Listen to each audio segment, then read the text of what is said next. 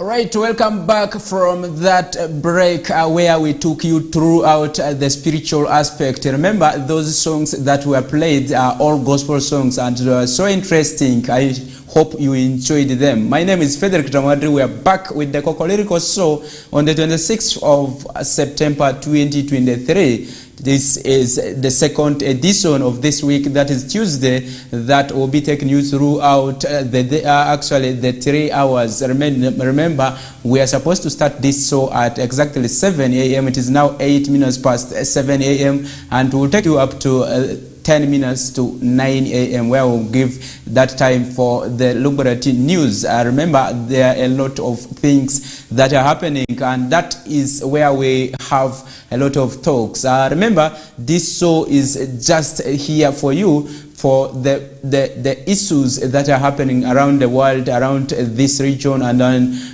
wherever you are. That is where our interest is. What are the issues that are happening in your places? You are most welcome. This is the KOKOLIRIKO show that is here on Westnile television. Remember, we are located here on Weatherhead Park Lane in Arua City, and you can reach us through the different platforms, through YouTube channels that we are live on. And if you are moving for work, you can follow us through your smartphones, and you'll be able to really get us live and understand what is happening elsewhere. And that's where we want to take you to. And those who are watching us in Arua City, we say thank you very much that you are ever here watching us and also understanding what is now going on in your communities and really what your leaders are supposed to do, what you need to demand from them. Those are things we so much really want to break you and enlighten you as the members of public.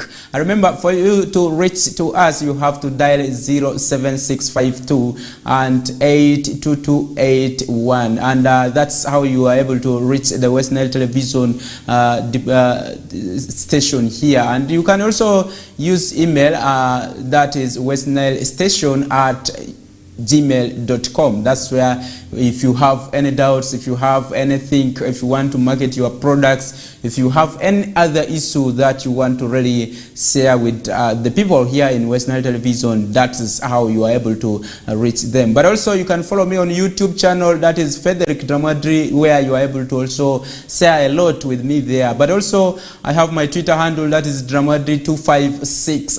That is where you can get me on Twitter, and also many other platforms like Facebook, or in the names of Dramadri Frederick, and also many others linked in the same name. And that's where we get the conversations going on after the show here. In case you fail to cope up with what is happening here, you can give us insights of what you really wanted to share also on those platforms. We will still bring it back to you here. My colleague from Senegal, I hope you are there really watching us, and we hope that you'll be able to share with us a lot of things. There are so many things that we want to talk about here, and we appreciate that. Isaac, you're watching us from Senegal, and really we appreciate you from that. WhatsApp me TV, that is here within Westnile region, who has been really watching us in that location, and really we appreciate you, and many others who have been calling me from their town council. The LC3 was pertinent and really called me about certain issues that we were discussing here, and really I appreciate you people for those feedbacks. Keep on sharing your ideas, keep on sharing your feedbacks, keep on bringing out those issues that are happening in the communities, and that's where we will keep going together. Together we will develop this region, together we will achieve the motive of lighting up the region. No, the region is so broad, including the East African region, West Nile, Uganda at large, and the African region, the Sub-Saharan Africa that we are here in. And lighting up the region means team spirit, means really collaboration, a lot of things, and we will not do it alone as Westnile TV. It is with you that you are our viewer, you'll be able to really dissect some of them. Remember, on the highlights of the stories that we'll be really discussing here, one of the issues that is pertinent is 8 million Ugandans really going hungry in beds and so on. Those are one of the strange stories that we'll be discussing here. Remember, there is a lot that is going on in the communities, in the public, where really people are not really doing enough in production in terms of also really earnings. They are not really coming.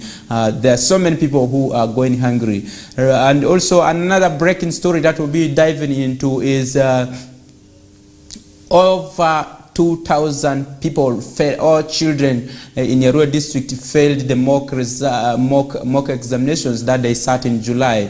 Remember, the district conducted mock exams to prepare these learners to sit for the PLE. Over 2,000 failed and 1,500 of them really passed the exams. Out of this, only 15 first grades were realized in the 4 sub-counties in Vura County, Vura constituency, that is in a rural district, and so on. These are things really we want you to also share with us. What is the experience that you have? What do you think we can do to improve education performance? We will show the one in a Juman district was also released. Remember, there were over 1,000 who failed, but at least 500 something made it to a pass, which was close to half. But the one for rural district, it seems majority of the learners failed the exams. What does this mean? From grade 1 to grade 4, only 1,142. But from grade 5, where the failure starts, up to X, where really the 9th grade, including the absence, the what, and also all of them are gathered there.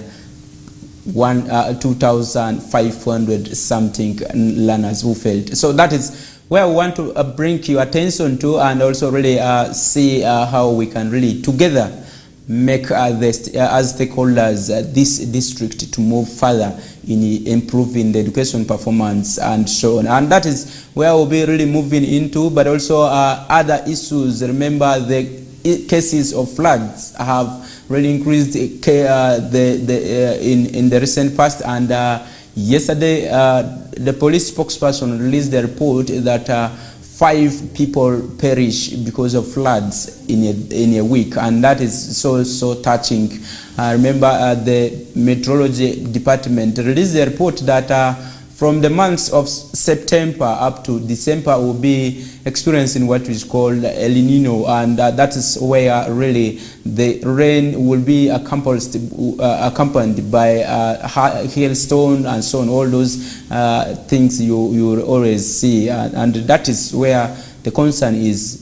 When this when heavy rain comes like that, there are always cases of floods, because human beings are tempered with a lot of the wetlands, the streams that we have, and this affects a lot of activities, and that's where we really want to hear your thoughts or share with you what is happening and how far you are prepared in terms of coming away from those kind of natural disasters, the calamities that come. But because we as human beings, we are also part of those contributors. Remember, whatever we do in terms of settlement, in terms of encroachments, in terms of the agricultural activities that we do at the buffer zones. Remember, yesterday we were sharing about how to keep water safe from contamination. But now, talking about the other side effects of human beings interfering with the ecosystem, this is a result of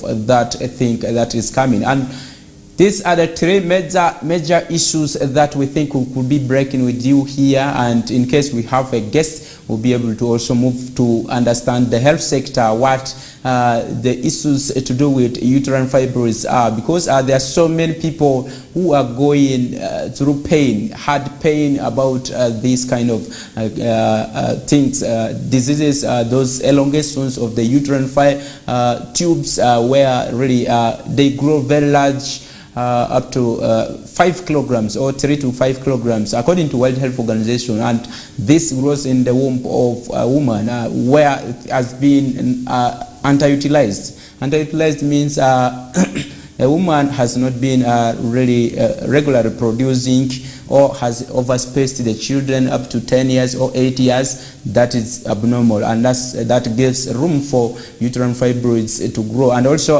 talking about other issues around this, the perception of the people, what do they think about it? That's what will be breaking in case we have the health officer that will be hosting here coming. Will be able to break for you those kind of stories. And that is it that we have prepared for the Tuesday edition. That is the summary, and keep locked. We'll be also moving into those kind of things. Those who are watching us from Marasa District, we say thank you that you should be able to share with us your thoughts. Remember last week the Member of Parliament for Marasa constituency, that is Dennis Leo Gusu, was for his tour of the district and also oversight role in terms of preparing the people about the forthcoming bills that are to be approved by the president. Talk about the veterinary bill and also talk about the law of the narcotics and the psychotropics, which really has been a very big debate in the country. He was preparing people about this, but to the contrary, his attention was diverted to the issues of the PDM, where a lot of allegations of extortion of money by the parish chiefs and the LC tools was so alarming. And that is what really we got there. Can people really testify how far this issue has gone? That's what we want to hear from you. In case you are watching us from Marasa District, you can go to your to the YouTube channel, that is KOKOLIRIKO Live, that is dated 26th of September 2023. Go to the box, the message box there, and or comment box there, and type to us how far the issue has gone, and really have the people been helped from that kind of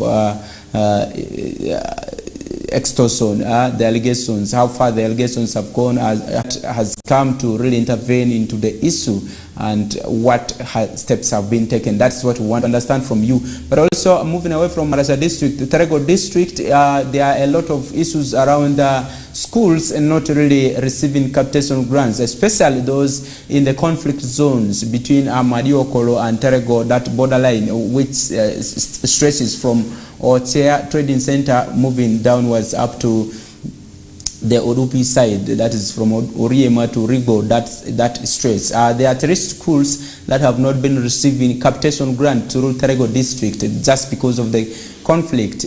Has there been any diversion? Has there been any other issue related to this? And that's where our interest is. And the local leaders have really for long been really advocating for for explanation really from the ministries about why these schools are not receiving capitation grant from Terego District, and yet they receive some of those benefits from the district directly. What could be the issue? What is linking that kind of or what is there as a standing block for these schools to benefit from that kind of capitation grants? And remember, the capitation grant is very, very essential for schools development. There are a lot of activities that are planned there, including the co-curricular activities and also these curricular activities. Remember, buying a piece of chalk is out of the capitation grant, and doing major repairs or minor repairs on the buildings, desks, furniture, and so on. All these come from that. And remember, the government was very, very hot on parents and schools about the PTA funds that are being charged, including the development funds, the foundation funds, and so on, that have been really charged so highly on parents. And one of the ways of really saying that parents will not pay that to bridge that was through these capitation grants. What if a school is not receiving the capitation grant? That is the challenge. And how do you think this kind of school will be able to run? And that's where we want to draw our attention at, and we'll be moving on ground to assess some of these kind of things. The magnitude, now that schools have resumed, 1 week has already gone, what is happening in these schools? Where are they getting funds from? Are they not really putting government into debts? Are they not really borrowing monies using the school assets? Those are things we want to understand. How are they able to run?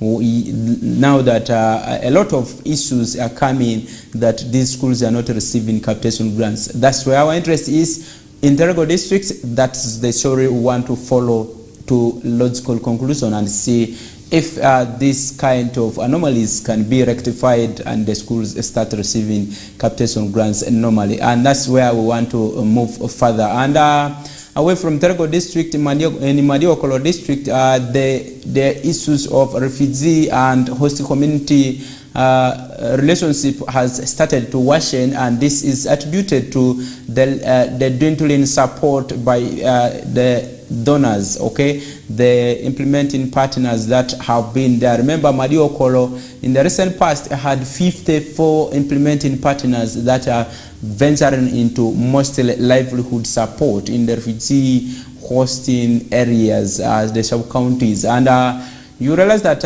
since last year up to now, the number of refugee implementing partners have continued to dwindle and reduce, looking at the stringent resources that are coming from them, but also how really the refugees will be able to cope up. Remember, the World Food Program said they will only now start giving support to those who are really vulnerable, not those who can at least use their hands to do something and so on. And this was really going to target the pregnant mothers. The support now targets the pregnant mothers and also the elderly, including the persons with disability. That's where the area of focus of World Food Program is moving at. And they clearly indicated that this was actually supposed to start by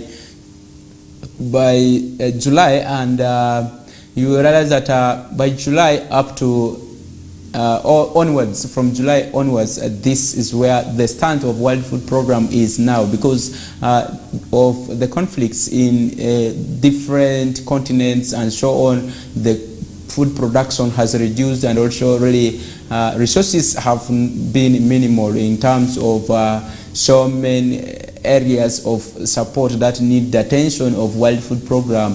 In terms of livelihood improvements, the wars in different continents have really affected so much of these partners, and you realize that most of the partners have moved into the helping or bridging the gap in these or entities or continents that are including remember the recent wars between the Russia and the Ukraine, and most of the partners moved to that area to help, but also other areas that are also experiencing the same, and that is where the supports have started really reducing so drastically. And this is one thing that has affected a lot of activities. Remember, the most common is the access to clean water, where the motorable boreholes that we have put there and also springs have been spoiled, and the access to water, clean water, has started being a problem. But also talking about the issues of feeding. Feeding has become another challenge where people really not really in good terms with the refugees. Some of the refugees have turned to be the thieves in host community areas, where they go into the plantations, the food crops. They start removing people's or uprooting some of these food crops from the gardens, and that's where the conflict is being bred. And there's a lot that needs to be done around this, as we're transiting these people from the support that was directly coming from implementing partners to a more sustainable means by maybe either engaging them into agriculture. Can there be an assessment done? And after this assessment, we expect that people be sensitized, people be changed the mind in order to really not think that they should be really benefiting from all the time the partners, but they should also start also looking at the aspect of doing their things by their own, because a majority of them are capable of doing agriculture. It is not something that really needs you to understand the language, but you to understand the language of the whole and the garden.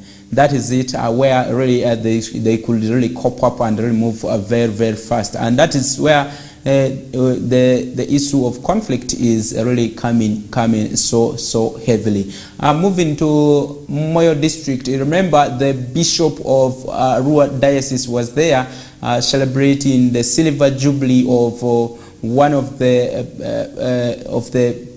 parish priests of Metu parish. Remember the parish priest has made it to now 25 years. He was ordained as a priest in 1998, and he has served for quite a long. And this yesterday was his day to celebrate that life in priesthood. And the bishop really encouraged so many people to really venture into livelihood activities that are geared towards eradicating people from poverty, but also ensure that people take their children to school.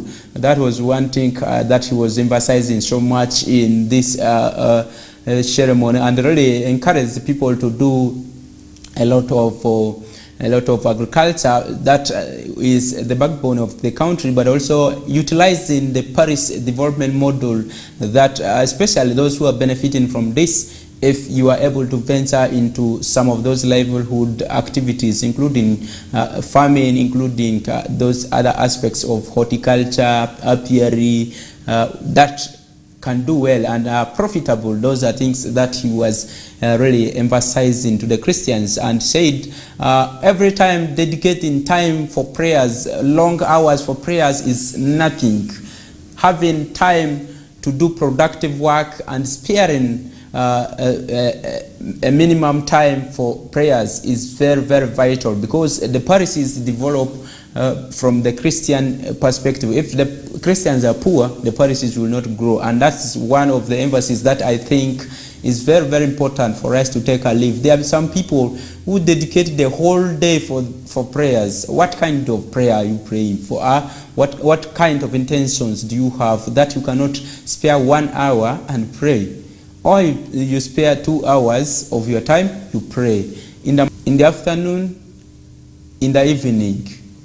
These three segments, you can put them so that you have some time to also generate money. Because if you are hungry, you may not pray well. If you are poor, you may not dedicate time for prayers. And those are things we all really need to look at. Let's tell the Christians, the Muslims, and those other believers, let's tell them the truth, that praying the whole day, the whole week may not help you so much. But if you keep on doing work and pray on top of this, that's where you'll be helped. And remember, God helps people who help themselves. If you cannot help yourself, God will not be there to help you. Remember, God is just there to aid whatever you are doing, to bless it.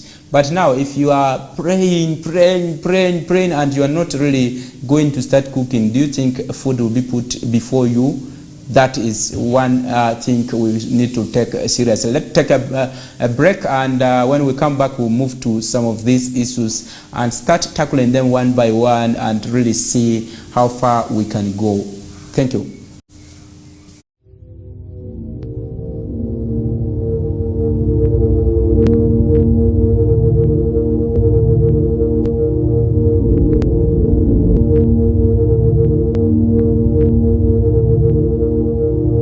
Westnile TV, lighting up the region.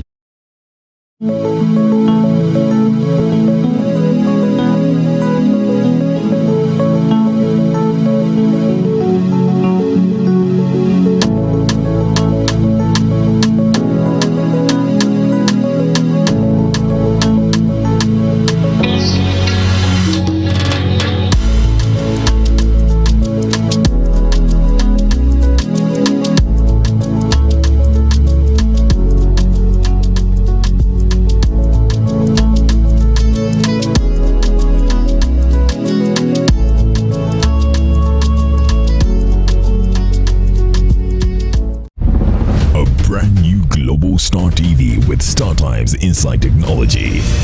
New TV innovation with an inbuilt decoder that connects you to both StarTimes antenna and satellite signal. With StarTimes Inside Global Star TV, you can enjoy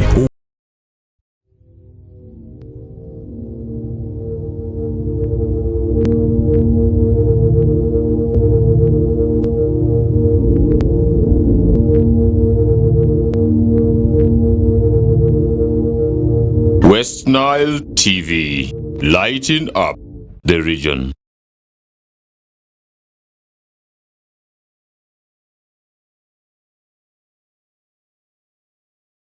Commercial break. Remember, we had really talked so much about the issues in the region, the local updates, what is actually happening, and what you think we think you can be able to pick from what is happening in this region. Remember, Westnile region is so strategic that it is subdivided in terms of administration, in terms of the resources. Remember, the Aluru region is so quite unique that when you reach there, you are able to find different unique features. But also if you move to Madisha region, where the river, the Nile, along the Nile belt, whatever you experience that side is also different. But also if you come to the upper West Nile, the Lugbara community that is here in from Madiokolo up to we'll talk about Koboko district, the experience is also unique, and that's why you find these sub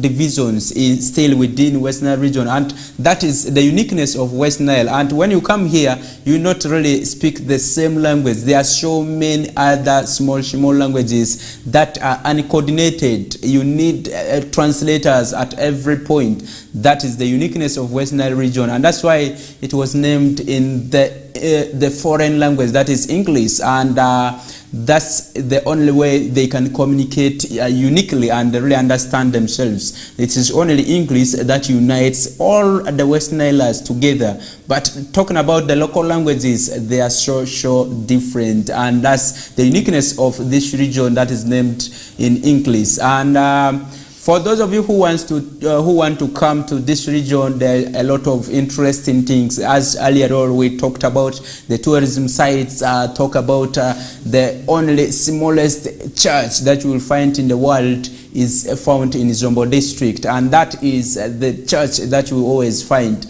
And this church only accommodates 3 congregants, and if you move there, you will see a very shining building, and once you see that building, you really say, wow, if I enter there, I think I should be counted one of the people entering heaven.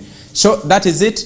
And also there are so many other things that you will see when you move to Marasa district. You go to Mirador Falls, you go to the pyramid that you see in Alikwa. Okay, those are the things you ever find, and there are other minor tourism sites that are being developed. Once you see them, and you will say, wow, West Nile is so unique that this is really the Pearl of Africa, next to South Sudan, next to DRC, and that is where we are located. And there are a lot of things that we are here having that are unique and that you will be identifying. So many of them, from the languages, from the way of life, from every aspect that you'll be able to be impressed with. Let's move away from that now to the issues. 2,454 learners failed mock exams in Arua district. Out of this, you realize that 15 people are all learners passed the exams at first grade. And these are all from private schools. Out of all those population that sat, we could not really tabulate all of them, but you realize that 1,142 of them were able to at least make it up to 4th grade. What does this mean to the local government authorities, the inspectors of education? Remember, Arua district has unique problems. These stretch from the creation of the administrative unit, and you realize that up to now, the district is being hosted by Arua City. Inside here in Arua City, these officers find it difficult to move to Vura. which is the residual district, now called the Arua district, where the headquarters are in Odumi. No development has been done there in terms of infrastructure. The physical development plan has not been approved. Technocrats complain about the issues of fuel that have not been allocated for monitoring, and right now the issues of monitoring education activities in these schools has been a very, very challenging thing. Up to date, we have not seen any report of monitoring in these schools, and that does not only affect education, but you have all other social services that have been provided in the district. Share your thoughts about this. What you think can be done for Arua district? Can we move all these officers forcibly to Arua district? That is no. And what can be done as they operate from Arua city? That is one thing. One of the ways we could improve performance is increasing monitoring aspect in these institutions. But if we are still here, remaining warming offices in the city, enjoying the atmosphere in the urban center, that is the regional city headquarters, how far shall we achieve? What does this failure rate mean? And that is one thing we are really so much perturbed and really want to share with you as the viewers out there. Can you just move to the comment box and share with us how you think Arua district can be helped in this unique style of administration, where you're actually doing your administration aerially. You are from somewhere, you are communicating on the phone that did the teacher come in class? And you're asking the head teacher who is not on ground, he tells you that I received all the teachers and the learners turned up in large numbers. Lessons are going on. How do you verify that kind of information? And that's where we want to share with you your thoughts about really this kind of performance in Arua district.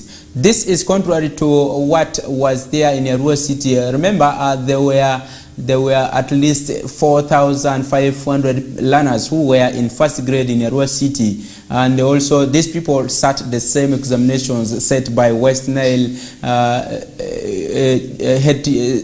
primary school head teachers association, and at least for Arua city there were 5,000 of them who were in first grade, but 1,000 of them were at least passed the exams. But we had also around close to 2,000 of them who failed the exams. But if you look at the scenario in Arua city, at least the best performing candidate was from a government-aided school that was in Arua Parents Primary School.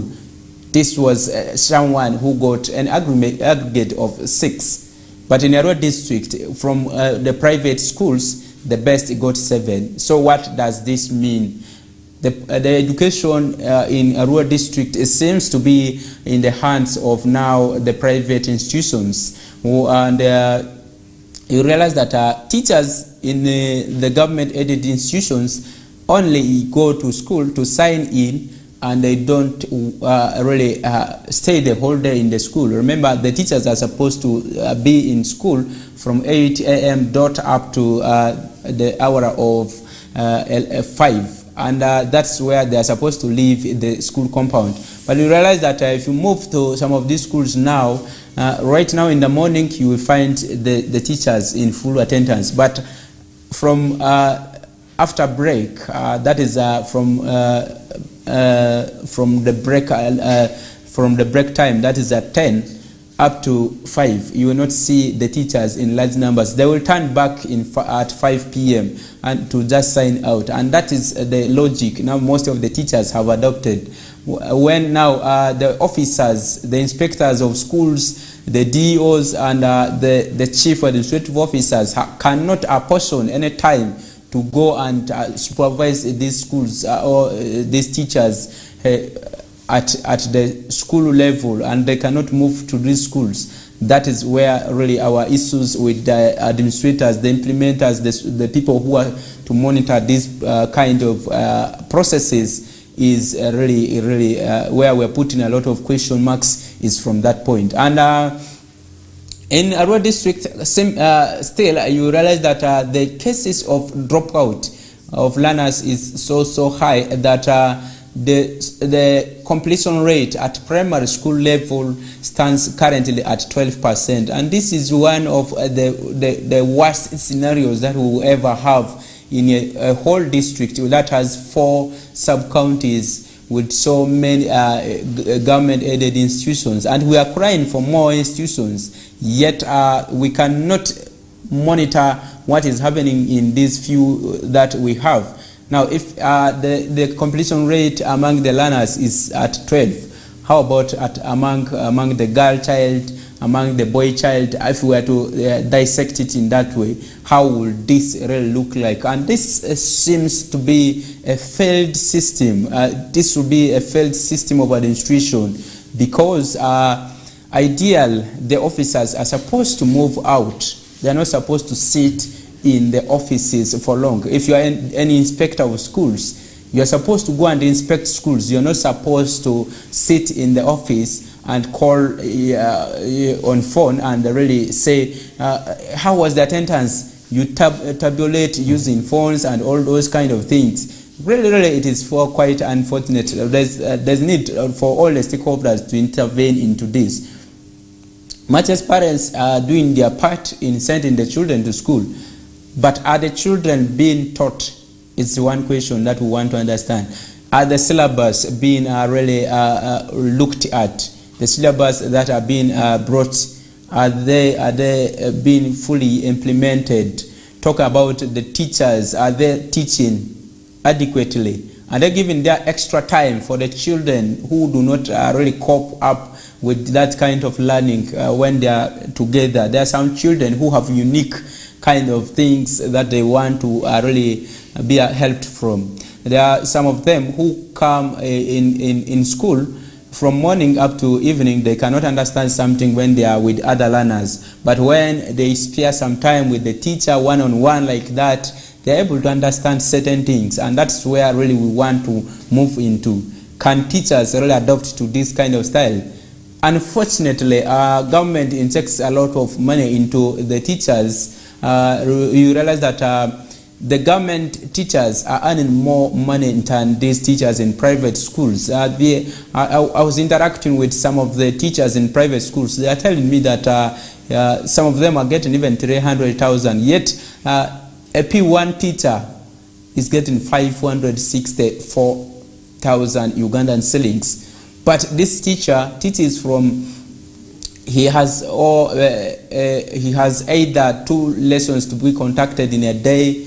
He goes there either to go and do singing. Okay, the teacher goes there and tells children, class, hello, This is something you can do really without somebody forcing you. Telling the learners to start singing, telling the learners what a ball looks like, how do you write a ball using the available letters B, A, double L.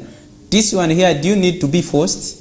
And this is quite unfortunate. Yet you clearly said you want to join this profession because you want that job, and also you want to deliver services to the people. But now, why should you want to be really forced? And that is one thing we need to really look at.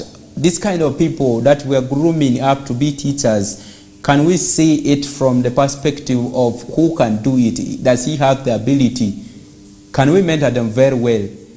Can people be taught career guidance from primary school so that a person takes whatever he wants to do by his choice? I'm meant to understand that there are so many people who move to now the teaching profession because they have failed to go to any other profession that he or she will be able to execute very, very well. Talking about doctorate, people have been yearning. Most of the children, you ask them in P1, most of them will say, I want to be a doctor. But because of poor mentorship and sometimes also the issues to do with resource constraint, most of these courses are quite expensive. A child will not really be able to accomplish his career that he has been yearning for. But where does he end up? Because you don't want to be also left out of the job market, and also you want to get something for your livelihood. You end up going to the PTC, you end up going to the NTC, you end up going to maybe a nursery teacher's training college, and that's where people come out and start doing these kind of things. After all, I was not really interested in teaching. I was not really focusing to come and teach, and those are things that always come with these kind of statements. And when you see a teacher is on the compound moving with the wrinkled faces, and all the time he loves to move with stick, that is the kind of teacher who was not really interested in this kind of profession. And that's the attitude they always develop.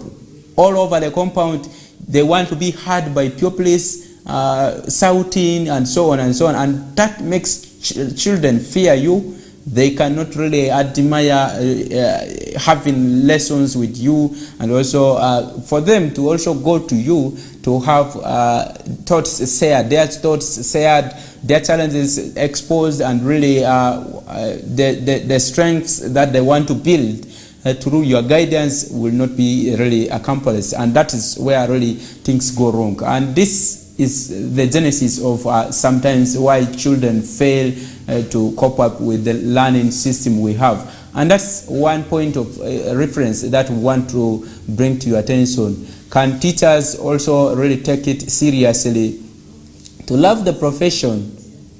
As you're advocating for more salaries to be increased, as you're advocating for a lot of things to be done for you, including the welfare issues, talk about the accommodation that we all know. Can there be an effort put that much as you're yearning for a new house to be constructed for you because the other one you were in was dilapidated, or some of you are always sleeping in classrooms and so on, can you also deliver? Because really constructing for you a new house and you don't deliver, you are frustrating the efforts of government and more and more. And the people who are donating land for these institutions can easily get annoyed. And that's why sometimes people feel like we need to phase off or deal away with this institution from this area because it is not providing what the community wanted out of it. If all the learners are coming to school, they are getting used, they are failing exams, and you as the head teacher, you are administering this kind of failure. You call yourself the head teacher, you are the administrator of the school, you move around, you booze on the compound. Once you are there, teachers are running up and down, all the learners are quiet and so on. But at the end, the result comes very, very worse like this. 2,000 of this failing. This is quite unfortunate. This is after out of 4,000 something learners that were registered, and this is quite unfortunate. It's beyond even the half. That is like 65% of the learners have failed the exams, and this is attributed to those kind of things. What is your say about this kind of failure rate that we have in a rural district? And you'll be able to really keep on or send your comments on the YouTube channels, that is on the KOKOLIRIKO show that we are having here, right here. The conversations around education is something that is now relevant throughout this week. And tomorrow we'll be also having big officers to talk about the changing trend of education that we have in this country, looking at the kind of curriculum that we have, but also the traditional tools that we used to have in these schools. And remember, most of these schools are not really still adhering to the new curriculum, which is actually ideally supposed to be implemented. But also the teachers themselves, are they well capacitated with these kind of things? And also, what does it mean? What do we need to do in relation to improving the education performance? Not only now Arua district, the general perspective of Westnile, the general perspective of the country. We know it is only Westnile, it is not only Westnile that has this kind of failure rate or dropouts increasing. There are other regions in this country that are also experiencing the same. Talk about the Karamoja sub-region. Talk talk about the language of region, talk about the entire northern region, which has been really having all those kind of challenges. So we leave the education in the hands of the private institutions or the private people who want to venture into the education and who are really draining a lot of monies from the communities. Do we need to phase out the UPE that we used to have and leave everything in the private persons? Because children are now passing in the hands of the private persons, but now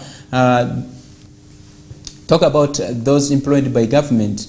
There's a lot that people are not understanding. People want to use government in a way that they want to only exploit or really get the available monies that are always flowing on monthly basis, but they don't want to really move from in delivering services. So what do we do with this kind of people? Can there be an action taken? Just like in private schools, once you miss 2 or 3 lessons without proper reasons, your salary is deducted. And that makes the teachers work very hard. Much as it is a salary that is very meager, they are able to at least work very, very well. And all the time they are in school compounds, and by 6, they're already in school, conducting coachings, doing remedial teachings, and so on. Those are things they are doing. But in government-aided schools where people get a lot of money, it is a luxury. People go there and enjoy. They move and they sit there. Teachers are always there in the staff room telling all those local stories. Moreover, in Lubarati, the local languages, they know. They don't want to speak in English on the school compound. Who are you? Who is the teacher and who is the learner? These are the differences we need to understand. Remember, some of these learners started from nurseries, and do not be embarrassed that a learner is able to ask a teacher that, or is able to say a statement that, teacher, the sentence you have made is wrong. It is supposed to be like this. And you find such a teacher going to beat the learner that you are indisciplined. You see that. And those are the things we need to really look at. When the teachers are there at school, are they following the timetable? There are even so many of these schools that do not have timetables. The teachers do not have work plans. They only enter the class. There are some teachers who assume that they know everything. They go to the classroom without textbooks. They sit there, or they stand there, write the headline. Okay? Those are the things that we are always seeing. And I had an experience. One of the teachers was doing that kind of thing. And you realize that whatever he delivers is somehow deviating from what is there on in the textbook, if you follow it critically. But also the challenge you see with that is the teacher feels to be doing things that are on papers, okay, question papers, focusing so much onto that other than impacting the knowledge from the textbooks that have been revised over time and approved by National Curriculum Development Center, which is quite misleading. And that is really one thing we need to look at very, very fast. And the learning aids, most of the teachers do not move to classes with the learning aids. You realize that if you are talking about egg, you're supposed to go with an egg. And you go to the class, you are talking about an egg, you are saying the yellow chamber, the white chamber, the what, and so on, the outer cell. People don't know what you are calling, because practically, ideally, you are supposed to cut the egg, which is boiled, and show people this is what we call the chalaza, this is what we call this, and so on. That's how children are supposed to learn. But now, if you are moving to class without learning aids, how will this learner be able to compare what is on the question paper, maybe when they draw the picture of an egg that has been cut into two, and they are marking those parts? How will the learner know that this is the part that is called chalaza? How will the learner know that this is the inner layer that is yellow in color, and so on? Sometimes we confuse these learners ourselves as the teachers. And that's where I am so much interested into those technicalities. Let me leave out those other stakeholders, the parents, the what, and so on, the foundation bodies. Let's look at the aspect of the teaching. in the classrooms. There are a number of teachers who come and they write the headline or the heading of what they are coming to teach. They go and stand behind and then they say, "You write." There are some of these learners that have impairments who may not write what you are speaking because they may not hear. It's better you write things down on the BB, the blackboard, so that they are able to understand what you are writing. And as you are writing it, allow them pronounce as you are speaking. There are people who go there to sing. They are not teaching. Those are things we need to look at very, very well. And also the inspectors, I blame you at some point. As you go to the school, you remain in the offices. You don't want to go to the classes. I don't know what you are fearing in those classrooms. You are supposed to go to the classroom and also sit for at least half an hour or half of that lesson period. Maybe if it is for 45 minutes, you are supposed to sit there for quite 30 minutes and see whether the learners are really understanding something, whether the teacher is using the rightful ways of delivering information to the learners, and that's, you make recommendations there and then based on that experience. And that's where you are able to understand. I don't want to hear of these issues of late submission of reports by the head teachers. Submission of reports of what? It is you, the inspector, who is supposed to go to these schools and get the first-hand information from there. These reports you are always getting from the head teachers are cooked things.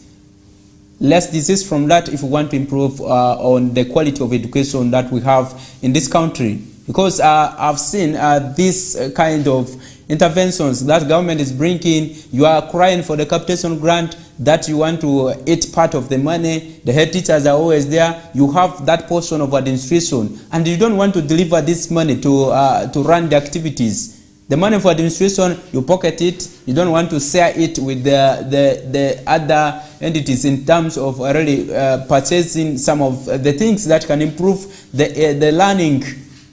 Okay? And also really purchase some of the learning aids. You tie your hands tight and you tell them that there's no money. And yet you have the capitation grant that is budgeted in millions that you're always eating. What does this money do? And that is where our focus is. There are some institutions that do not impress these co-curricular activities. Talk about the ball games. There are so many of the schools that always move away from these kind of things. That must stop, because learners need every aspect of learning. You may never know a child can be talented in the co-curricular activities than the curricular, the actual classroom work. And that's where he or she might be a livelihood in the near future. And that's why the Ministry of Education and Sports has really brought in that aspect of the co-curricular activities. And really, it is so interesting that the technical people have erred in this kind of failures, because if supervision is not done, if the aspects of comparing notes with other institutions is not there, we may fail to move away from this kind of failure rate. That is it for me, from me to you, that I've been able to share. Leaving along these blames of parents not contributing, parents not doing this, but the issue is the interaction between the teacher and the learner in the classroom. If we cannot tie the knot, that is where we'll touch it wrong. Because me as a parent, if I bought the uniform, if I have paid the necessary dues and given you the scholastic materials, and I've sent the learner to school, I don't have any other role that I should play there. It is now in the hands of the school administrators. So if you cannot do it well and good. Most of these parents will continue to take their children to the private schools, and the government schools will always be not signing from this kind of competitions, because examinations have become like competitions between the private schools and government-aided schools. And how do we bridge this? If we cannot improve on the monitoring aspect, we'll continue with that. That is it.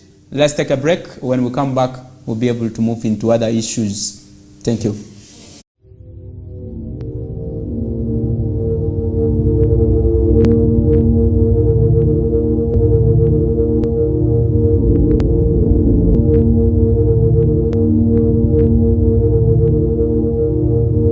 Westnile TV, lighting up the region.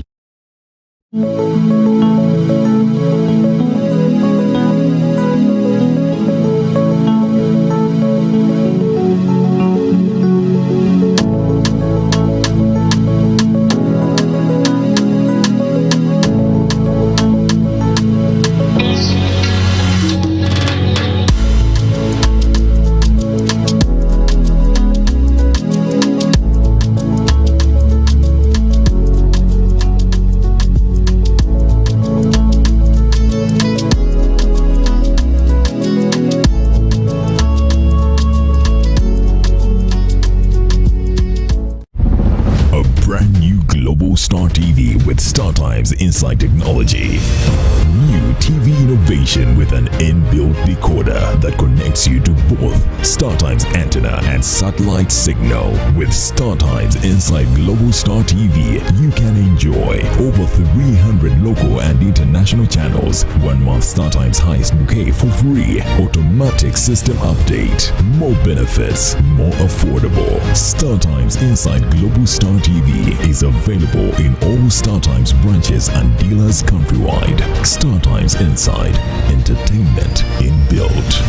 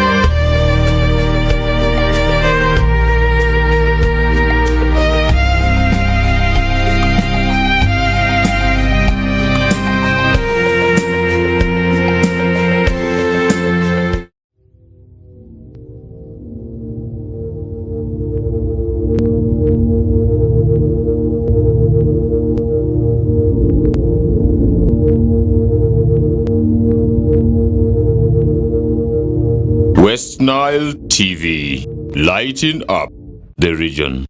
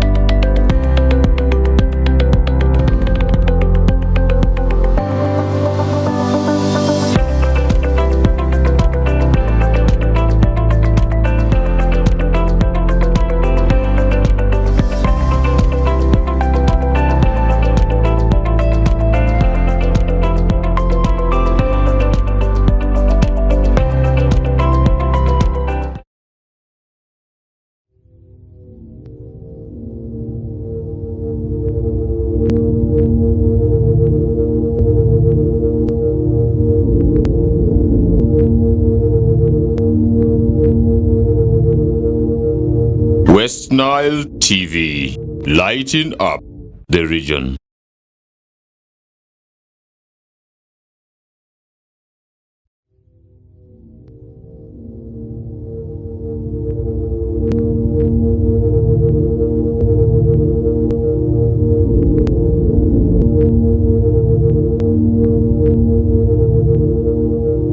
Westnile TV, lighting up the region.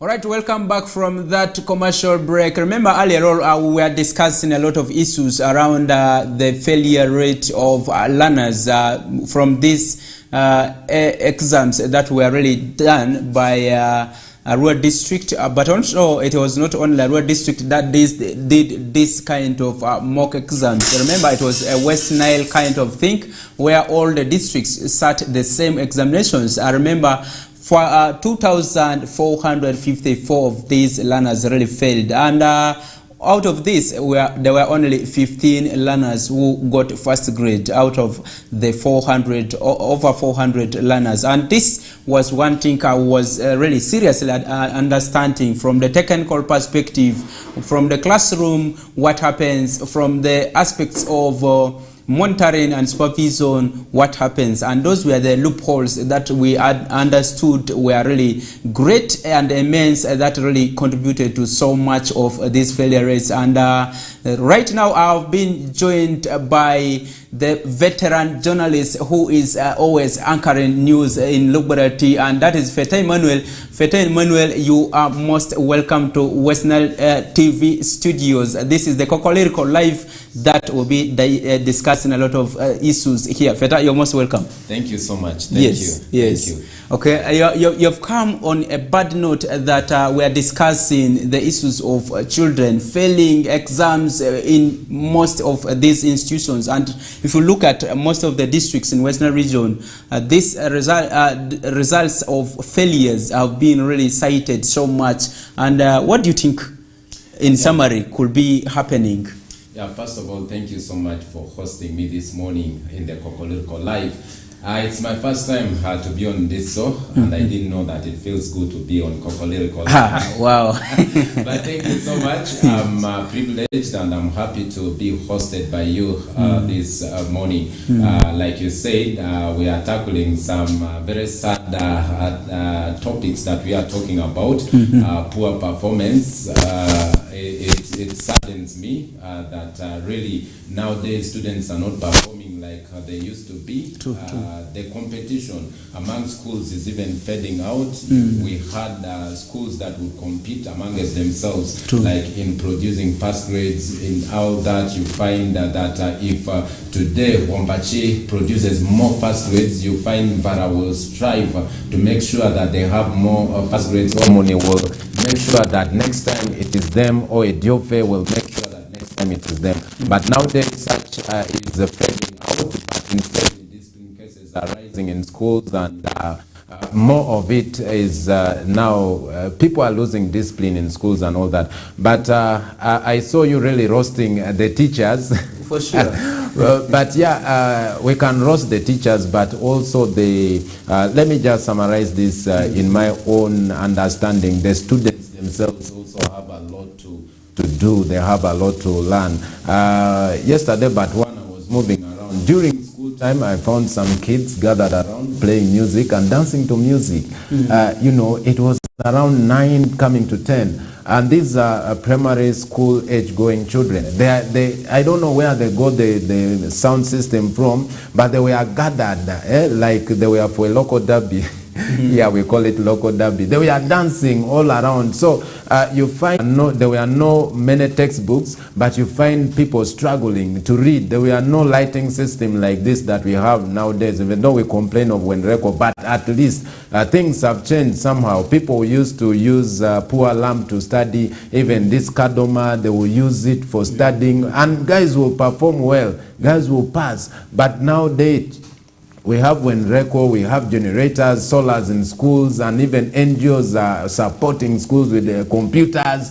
Did we know what computers were when we are learning? We didn't know. Now you find the primary 5 kid having a smartphone. What for? These are the things affecting performance. They are always on smartphone, they're on social media, Facebook. What are you doing? You're in P6, you're in social media. For what?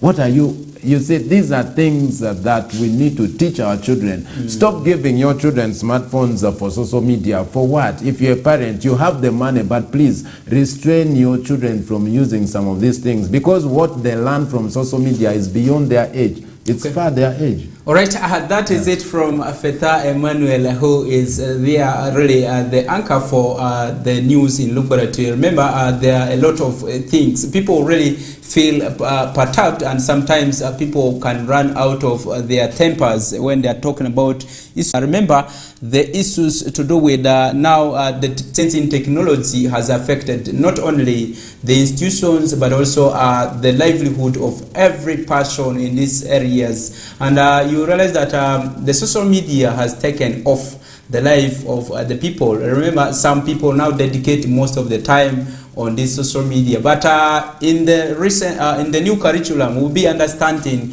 that the smartphones have been incorporated among the new gadgets that are supposed to be used in these schools, and that is how we are going to see the transformation from the analog system of education but now to the e-system. Talk about the modern technologies that are being embraced. But as parents, let's take heart that much as we didn't have these things, now it is much needed. And how do we really make sure that the children use them effectively for better things, or for the better of their future, other than using it really to ruin their future? And that's where that's under supervision. They should use it under supervision. Yes, okay. That is it. It should be monitored when they are using them. Also, sometimes giving these children to use these things adequately is one thing that they can easily get bored and they cannot use them frequently. When you force them, restrain them not to use them, at some point when they get the opportunity, they will go in the wrong way. And let's also educate them in the best way where possible. But also, the example we cited that the children were playing music and dancing somewhere at a school time, I think there's weakness in the administration of the schools. When we were in secondary or primary, there used to be nothing like children leaving the school compounds and moving elsewhere when it is time for lessons. Once you are got, you'll be really beaten thoroughly. But that is it. Let's leave the issues of education there. Let's move to the social aspect. Remember, today, this morning, just 1 hour ago, we saw a story on Daily Monitor about the facts released of the 8 million Ugandans going hungry every day. And this is coming from the issues to do with the livelihood. Why is it that people cannot really do much? What do you think could be done, could be happening? This is one thing we need to really focus so much into. We have Uganda identifying itself as an agricultural country. Uganda, as the Pearl of Africa, said yes for the sustainable development goals that they signed with UN or the continental bodies. They will be able to make sure that by 2040 nobody goes hungry. But still we have this number, overwhelming number, that is 8 million from the 42 million. So if 8 million are going hungry, what does this mean? And there are so many interventions that government has been really bringing to the people. And have these interventions been taken in good faith? Let's start from there before we come to the family level. Yes. You see, when you talk about hunger, this is something that pertains our livelihood. It pertains ourselves. Mm-hmm. So when we talk about hunger, it is a saddening thing that 8 million Ugandans, this is not a small number. Mm-hmm. This is a big number, that 8 million Ugandans go to bed hungry and they sleep on empty stomach. Imagine in the 8 million we have children, we have students that we are talking about, and the next day they have to go to work. We have parents who have to hustle the next day to make sure that they have food. And the pregnant mothers. And the pregnant mothers and the sick people. Sometimes they go hungry. 8 million is a big number for us, Uganda. So we cannot receive this news with gladness and with smiles on our faces. But it is very sad that 8 million Ugandans go hungry. So why do they go hungry? What is happening to us? You see, those are some of the questions we need to ask ourselves. Why? Because when someone sleeps hungry, my friend, if you have not slept hungry, say, thank your God. But if you have slept hungry, when it reaches 2 a.m. or 3 a.m., here we say you start roofing, in our local language, normally guys will say, roofing. Start counting the iron seats. And you feel life is leaving you. You know, people, hunger is something which is very bad. When it starts hitting you, you feel like dying. You feel like life is. You start worrying. You start even getting old just because of hunger. But when you're satisfied, you see, you don't think think so much. You don't worry so much. So 8 million Ugandans going to bed on empty stomach is something that is very sickening and alarming. For me, I think... Yes. If you talk about hunger is not a very easy thing that you will always relate to. It is a daily kind of thing. That means your bank, the stomach you have, that you are supposed to deposit everything that is approved by the MAF, is not having anything. So, and that's just like the way we do savings. If you don't have savings, you will not spend. Okay, that is one thing. And also you not having something in the stomach, that means your toilet is safe. Okay, it is safe, but much as the toilet is safe, that means health wise you're not doing well. Okay, health wise you're not doing well. And one of the drivers of hunger we have seen is people tying their hands to wait for opportunities.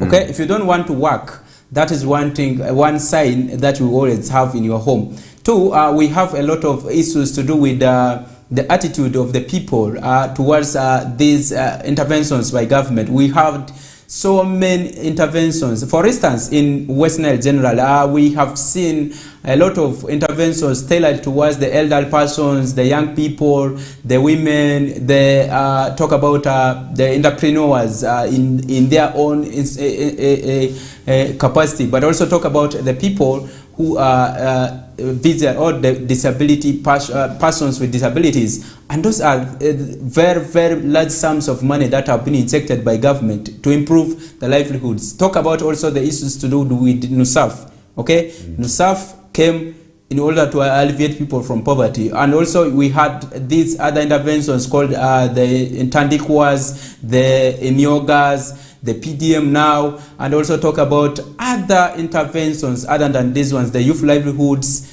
okay, the women entrepreneurship programs. These are all tailored towards that. Besides all this, we still have large chunks of land. At least, even if not large.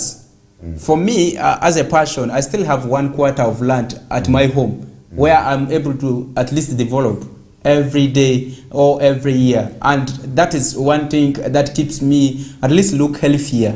So okay, that means we need to look at whether these interventions have been utilized by people, but also what are people doing in the local perspective. Let's speak it from that angle. Yes. Okay, let's start from there. One, these initiatives that have been brought by the government, different ones, these are very good projects, by the way. That if, for me, I feel the sensitization is not so much, creating awareness is not so much. That's why most of these projects are failing. For me, I would say they have not been successful, to be honest. Most of them. People see it in a negative way, like it is a free money if money is involved in it. They see it like it's a free money. They pick it and they don't reinvest. They don't even return it or something like that. The awareness is not so much. Unfortunately, there are others who are even saying it is Museveni's money, it is the NRM money, it is the president's money, it is the cow's money, and so on. And that attitude really makes people to feel like it is a free thing. We can use it the way we want. And now, to make it worse, they don't use it for developing themselves.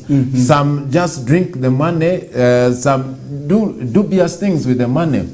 Now you are wasting your own money. By the way, that is taxpayers' money. It is your money. You're the one who worked for it. So instead of using it well, you're not using it well. At the end of the day, we are the ones suffering the poverty. We are the ones sleeping hungry. If you see the number of people who have ulcers in this country, my friend, it is very high. And ulcer, one of the causes of ulcer is hunger. True. So we stay hungry. We are starving ourselves. Even though you eat once some people eat once for lunch and then supper. You see, this is still not okay. You need to feed well. You need to eat well. You need to have a balanced diet. Even though you're eating every day, but you're always eating poswan beans every day or enyasan beans every day. So you are not eating a balanced diet. Why is it happening like that? Why are we always eating cassava and in the morning it is cassava boiled, in the lunchtime we cut it, we call it musentu. You just change a little bit, but it is cassava. At night you're eating enyasa with the beans. It is still the same cassava. True. So you're not changing anything on your body. You're using the same nutrients. So what we are saying is we need to embrace these projects that are coming, and we need to make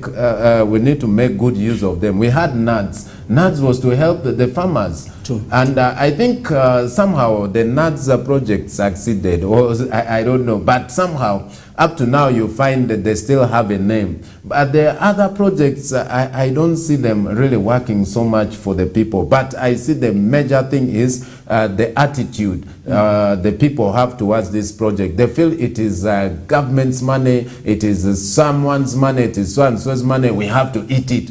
Our role is just to eat it. And one thing is also, you see the weather patterns have changed. The climate have really changed. Nowadays, you see rain. I don't know what is happening. Maybe the people who study the weather will explain to us. But things are changing that side. Farmers are counting losses. Sometimes the rain is too much and the crops in your field, all they have gone. There was a season I planted beans, ginnuts. You find everything died. You just get a small portion of your harvest. So this change is affecting us so much. Farmers are counting losses. Things are becoming tight and tighter. So I don't know how we are going to solve this hunger issue, because it is something that is very great. Okay, there's that person who is at least trying to do something. I talk about the one who is venturing into agriculture. He's trying to do something, but being interfered by the changing weather pattern. But there's this other person who is always seated by the roadside. He has a family. He's there with colleagues, and these colleagues have maybe their motorcycles. They have parked them. At least one person comes around, they pick it, they take it to the other side. But this one sits and waits for them. He can eat it, he can eat some food because the friends are here, they have been doing some work, border work, they can go and eat together. But at home, people are sleeping hungry. What do we do about some of these kind of people? Looking at that difference that we have. One thing for me, I know for sure is sometimes how we are brought up is what counts so much. How you are brought up is very important. Especially if you find these people who sit beside the road and those who just wait to eat and all that. These are learned people. I would say even most of them have papers, degrees. That's why they say we have our papers inside, there is no work, and that is why we smoke, that is why we eat our marungi, because there is no work, you see. For me, I see it is how we are brought up, and the education setup that we have is just to teach us to get work in the office. You see, to get work in office, to do a white-collar job. So you find many degree holders, many people who have papers, diploma and certificates. They are not working, but they are looking for that job, white-collar job that they can get. And in this current world, it is hard to get that white-collar job. So you find most of these guys, they are on the roads because they feel they cannot sell chapats. Simply because if you see guys selling chapat, you realize that they will be a same. They feel like and that. They cannot do this casual work simply because I've studied. I have masters. Even others have 2 to 3 masters, but they are not working. They have not got the white-collar job. You have your master, but you don't have the white-collar job. You cannot do anything. But there is this guy who dropped out from P5. He's selling maybe chapati, and he's getting every day 10,000. He's getting every day 20,000, 15,000. Who is better? You see, what is your education doing? Your education is not adding value to you. So we need to change how we are bringing up our children. We should teach our children to at least learn how to do work with their hands. They should know, they should have some skill, in other words. There are people who just use the thread for making clothes, and they are making money. You make a vest, you sell it at 30,000. You buy the threads at 15,000, and your labor, you're getting 15,000 out of this. There are others. Let's use our skills more than now the papers that we have. The skill that God has given you, the talent that God has given you, will fetch you money. So we are getting to the world of skills and then the papers that you have. You might have the papers, but you might not be relevant. So let's teach our children to change that mindset, that even a bachelor's degree holding person can still sell chapats. But you know, now the advantage is you will have a knowledge of how to do this. First of all, your customer care will be good, because you know your thought, you know that you need to have good customer care, and your hygiene will be good. You know that if you have a clean environment, people will come. And thirdly, because of your relationship, you have now enough customer care, your OGs, your OBs and all that. Instead of being ashamed of them, take your things to them, let them buy, let them support your business. So you grow that way. So for me, I think our education, we need to change some few things. We need to teach our children to learn to do things by themselves, skill them more than waiting for the white-collar job. I know we are supposed to go for a break, but I know Fetha is just going to run to the newsroom quickly. You went up this discussion about how really people can avert the issues of hunger minus let's leave out government. Let's see from the traditional systems that people used to have. People used to have granaries. People used to not really complain of these issues of hunger. There were parish chiefs by that time. Are the parish chiefs of these years modern? Are they really more of paper kind of parish chiefs who deal in most of the issues of papers and also waiting for government programs?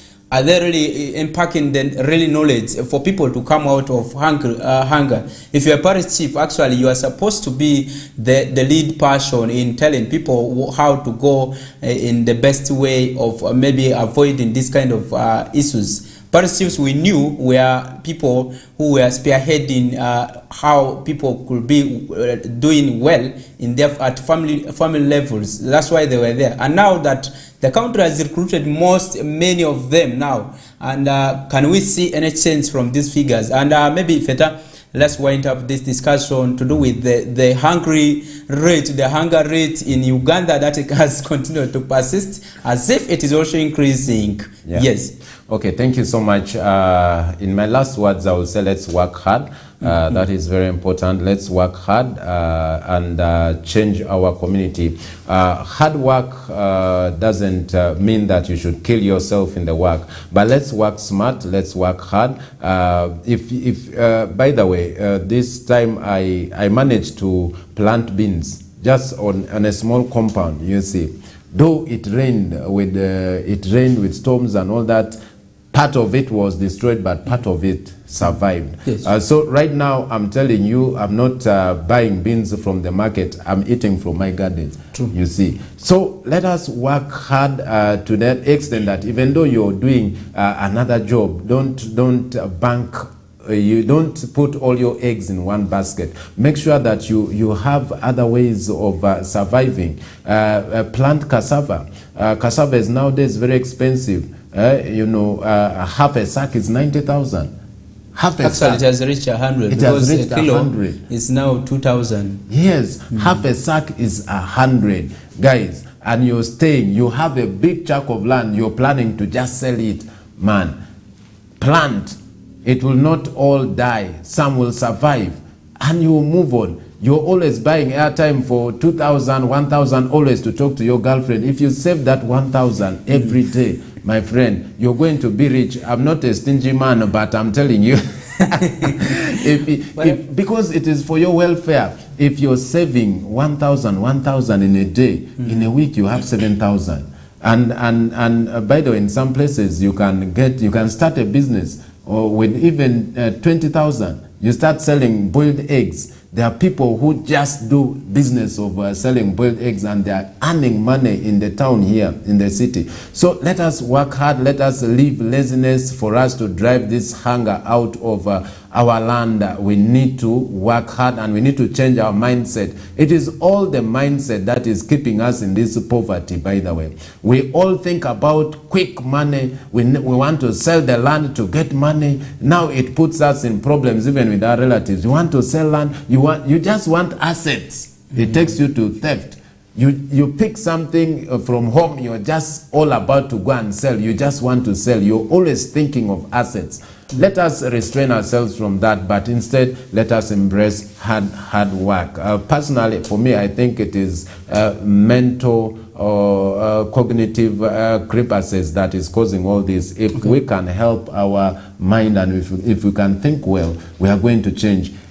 All right, thank you, Faith Emmanuel. You have at least passed by and given your thoughts and given people really the insights of how we could really come out of hunger from this perspective of really changing the lifestyle we are living in. But also being stingy as a man is also sometimes being responsible. I've interacted with so many people who are said to be billionaires in this town, and you realize that from the history they were explaining, from the experiences they were telling us, that men who have been those who are without planning are the people who have now turned to be the poorest persons, and those who are now called billionaires are people who were termed to be the stingy persons, but because they had the zeal to save the money and really work harder towards achieving their targets, that's why they are this time called billionaires, and they are employing so many people.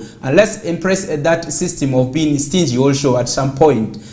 You cannot be stingy to your family, but you can really at least do something out of what you have saved. That is it. Let's take a break. When we come back, we'll be winding up the discussions with other topics. Thank you very much, Efeta. You're most appreciated for whatever you have come to deliver here. We can release you to go to the newsroom right now. Thank you.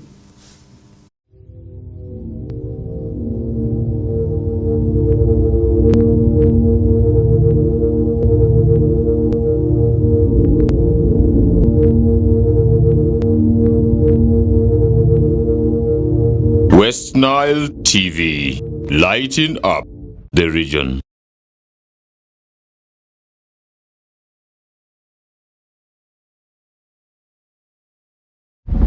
A brand new Global Star TV with StarTimes Inside Technology.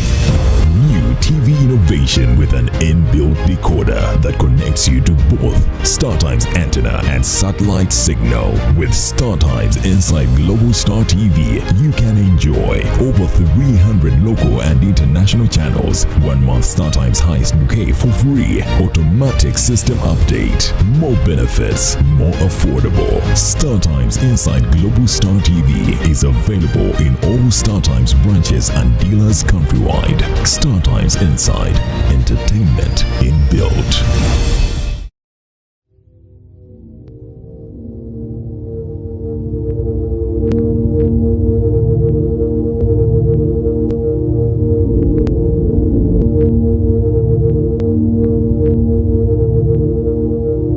Westnile TV, lighting up the region.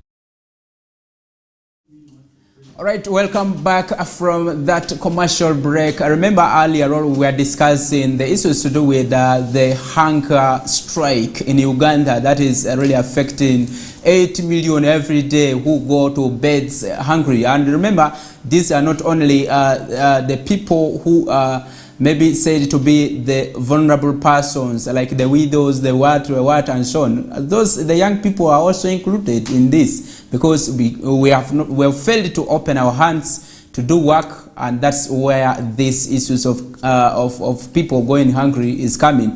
And just like earlier on we discussed, somebody said some of us are having ulcers because we are not feeding well, properly and adequately at the ample time that we are supposed to do. And this is very important. If we cannot do work, just like we said, if we cannot mind of changing the ideas we have, the ideologies we have, that it is you, my husband, who is supposed to put food on table, who continue to go hungry. Because when we are hungry, it is you as my wife, you who will also feel the hunger, and at some point me as the husband, I will also be the one feeling the hunger. So let's put joint efforts towards fighting away these issues of hunger in the homes. And away from that, let's move to last week's report released by the police spokesperson, that is Fred Nyanga, that last week 5 people were killed by floods, and this is so touching. That means in a week, if there are 5 people, that means the 5 working days people are dying. At least a day, if one person is dying, and that is very quite unfortunate. And remember, I all discussed a lot of issues to do with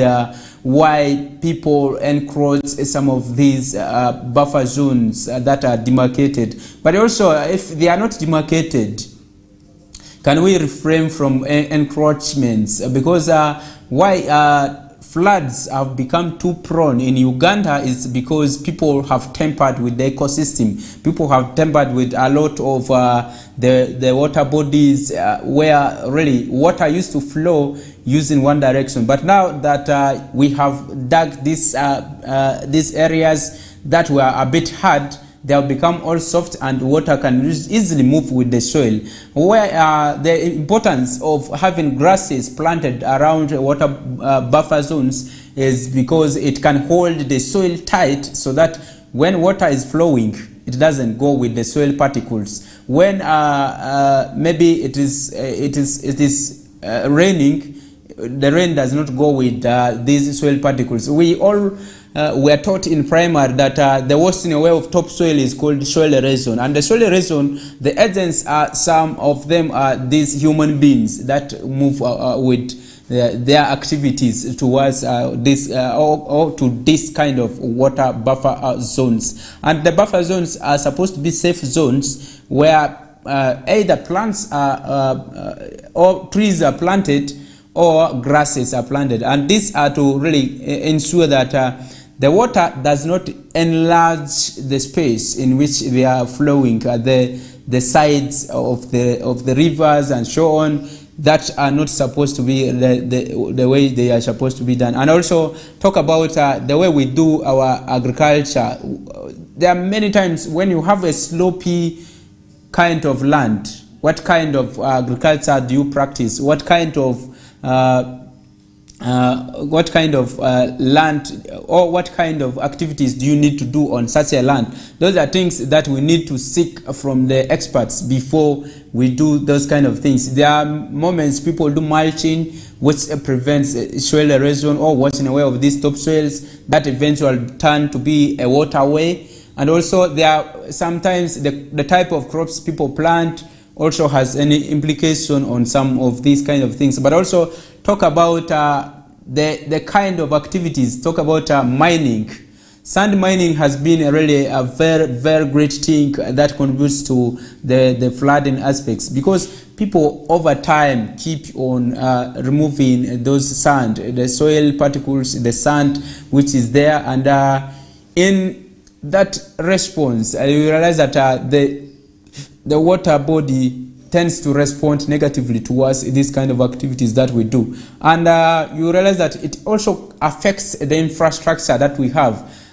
Most times people are taken away on these rivers because we have the bridges that are breaking because of these activities of mining. People mine underneath the bridges. It affects the strength of the bridge. The bridge is collapsed at some point. Now the water, which is supposed to be stopped in the field or the gardens that we have, you realize that all this water is coming to the river because we don't have proper ways of doing agriculture. At some point, people have ridges that are put in order to stop the flow of water with the soil particles, and also water creating ways from the hilly or steepy, slopey areas. And those are ways of really doing that kind of agriculture. But also we have the disaster preparedness or disaster committees, response committees in different local governments. One of the persons on this committee is the resident district commissioner, who is there to oversee the activities. 2, we have the accounting officer, who is the secretary general. We have the accounting officer, either the sub-county chief, the parish chief, or the chief administrative officer at local government level. And these are the people who coordinate the information from the grassroots. But also we have these other pillars. Talk about the Secretary of Social Services, talk about the Secretary of Community Services, talk about also the LC5, who is also part of that committee. And these are people who are supposed to be really empowering the community with the knowledge of how to really come out of those kind of scenarios. They talk about the unexpected calamities that may happen, and how to prepare the minds of the people, how to make people not move into the buffer zones of rivers and also swamps. And we have these other areas that sometimes and also talk about the kind of structures. There are some people who are still living in mud kind of buildings that are erected out of mud, not bricks. Okay, out of mud. They use ridges to make the wall, including some trees that are cut, that are fixed as pillars, and also some of these things. And you see people banking mud and also putting it straight to make a wall. And at some point, these things do not last for long, because in the soil we have some of these termites that come and eat away these poles and so on. Once they are weak, these kind of houses can collapse on people and so on. How do you strategically make people move out of that kind of house, the traditional ways of constructions, to the modern ones that are somehow better, that can at least last for longer? From the temporary houses to permanent houses, those are ways that we can really make people aware of these unexpected calamities that happen. And who is this team that can send the message? It is the disaster preparedness and response team that can really empower the people with this knowledge. We have media platforms that have provided government hours. These are the moments you can utilize the media platforms. Talk about the radio stations, talk about the televisions like Westnile TV that is now here to disseminate information. But we have not seen any of the local government officials utilizing the government hours that we have. And this is quite unfortunate that it is always the local government officials who want to be followed up for them to come for this kind of hours that are free of charge. We play a lot of music here on that hour, or we can use it for other things that we want. And yet there are so many tangible issues that people want to hear from government. People want to hear from the leaders who are implementing government programs, and this is quite unfortunate. And those who are here in Westnile region, this free government hour is there. Please consult with Westnile Television on how you can arrange really to come for this. So you can only reach us by dialing the lines 0765 2822 81, and that's how you'll be able to reach. But also, if you want to be too official and really see that you have the zeal to really have things done with evidence, you can reach to the station using the email that is westniletv@gmail.com, and that's one way you can be able to reach, especially the RDCs and the RCCs that we have in this region. Please utilize the presence of the media houses to send information about this. Remember, the people behind the meteorology department said it clear that in one of their media briefings in August that we'll be having the El Nino rains that will be happening from the month of September now up to December. That means we'll be having rains throughout these 3 months, and what does this mean? When we have heavy rains with hailstones and so on, it affects the crops that we have. The hunger we were talking in the last segment, the recent segment, will continue to have it in this region. So how do we move away from that? How do we prepare the minds of people in terms of these kind of calamities that can claim people's lives? Remember, in the recent month, that was in August, we saw a report of heavy rain with hailstones in Vura sub-county, and this really affected so many people. The winds blew off the roofs of one of the schools that is in Vura sub-county, and this was something that the people were not prepared for. When we have institutions, people needed to plant trees around these institutions, and that's why in primary schools there are these campaigns of who is the best environmental pupil, who is the best or who is the smartest boy or girl in this school. Those kind of awards that you give to learners inspires many of them to really change the environment that we have. And in terms of public speaking, you should be able to reward these kind of learners, and that is where we'll be able to really have the best of what we can do, and that way we'll be able to impart the knowledge of coming out of these unexpected calamities that happen, the disasters that will happen, and people can be able to prepare early if we bring this from the childhood and up to these kind of levels. And that's where we'll be able to move far in order to avoid some of these kind of things. And besides having these reports published at ministry level, at national headquarters, at media briefings and so on, can we take this to the people?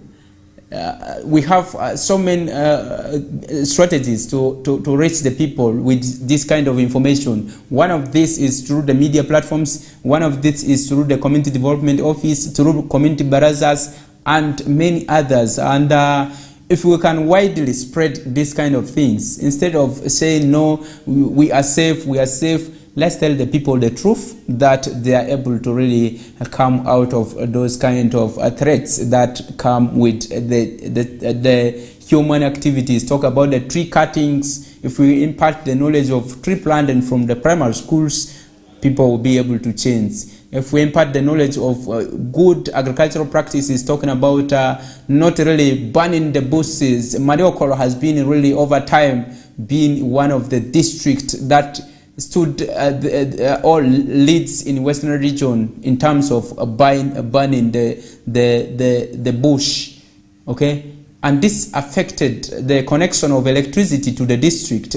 Most of the wooden poles are always falling because just they have been burned by these bushfires, and those are things we need to prepare the minds of the people.